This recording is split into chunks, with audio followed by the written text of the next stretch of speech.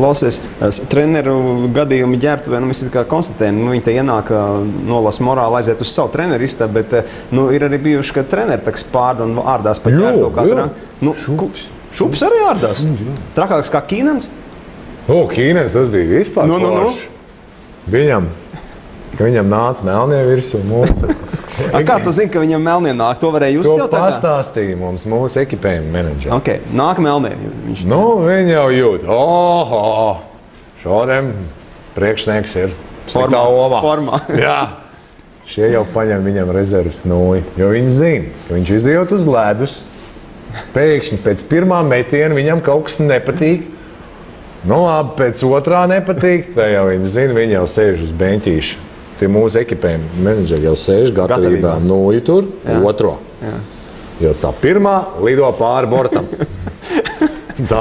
Pirmā iemet tribīnēs. Iemet tribīnēs. Un tāpēc tam bļauj pāri visam bortam. Kur mana nūja? Un tie jau stāv gatavi, baigi apmierināt. Sniedz viņam nūju.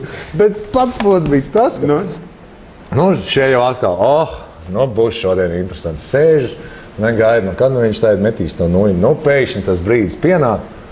Bet viņš bija piemirsis, jo tieši bija nomainījušies tie noteikumi, ka aiz stikla, aiz vārtiem bija uzlikts tas siets augšā. Tīkls, jā.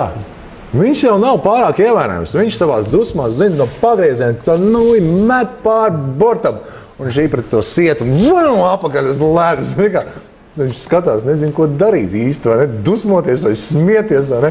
Paņem to nūju un vēl vienreiz pārmet pāri. Tad viņam izsniedz atkal otru nūju. Un ienāk vai ģērbtuvē tāds Kīnens? Tu esi sēdējis tumsā pie viņa ģērbtuvē. Tas ir arī viens no stāstiem. Tas ir no stāstiem, ir, to es stāstījis. Izslēdz gaisu un pasēžam. To metodu viņš nepielietoja mums. Bet viņam bija daudz interesants tāds, Ģērbtuvē, ko viņš var izdarīt? Ģērbtuvē? Viņš var kā ķihanovs pieskriet klāt un sāk žņaukt kā? Neparedzams. Vislabāk kā apskaidrot neparedzams.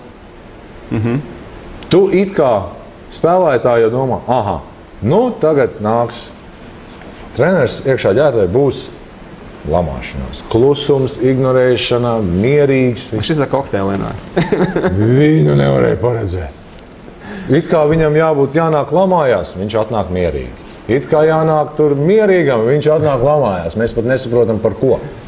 Viņam visu laiku, mēs ar Arturu pat par to runājam, viņš visu laiku spēlētājs turēja tādā nebijības, bet nekad nevarēja paredzēt viņu, ko viņš varēs izdomāt un izdarīt un kādā veidā viņš reaģēs. Tas tāds viegls uzbudinājums rodās? Jā, kas tā ir būs? Nekad nebija tā, ka, šoreiz būs visu labi. Jā, bet laikam tāds miera Mika arī nevar būt. Ja? Tur jau arī ģērbtuvu guļ. Katram ir savu metodu. Katram ir savu metodu. Es neticu, ka Šuplers ārdās, ka klausies. Šuplers, es nezinu, vai šogad viņš ir tā riktīgi. Jā, šogad mums bija viens salocīts priekšmets. Jā, ir. Tas nav, katru reizi jau tas efekts pazūd. Teiksim, ja katru reizi nāks viņš iekšā un kaut ko lauzīs un šķeidīs, tad pēc 5. reizes jau neviens to nereaģēs uz to. Tā kā, tas tiek izmantots ļoti tādos retos gadījumos. Klau, vai tev ir sanācis piedzīvot, kad ģērbtuvēs hokeja strauda? Jā.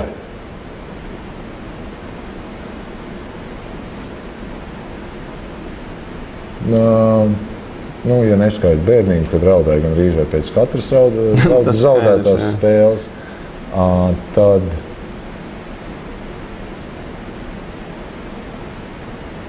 pēc tādām spēlēm play-offos, pēc pēdējās spēles zaudēts.